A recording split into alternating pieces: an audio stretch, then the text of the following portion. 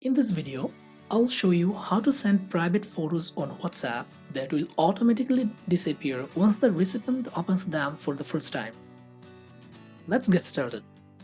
First, open WhatsApp and select the person you want to send the photo to. Choose the photo you want to share. You will notice an option beneath the photo. Tap on it. After that, click OK and then send the photo.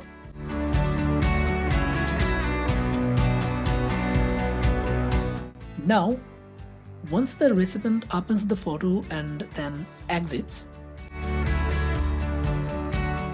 the picture will be deleted automatically. They won't even be able to take a screenshot. How cool is that? Thank you for watching.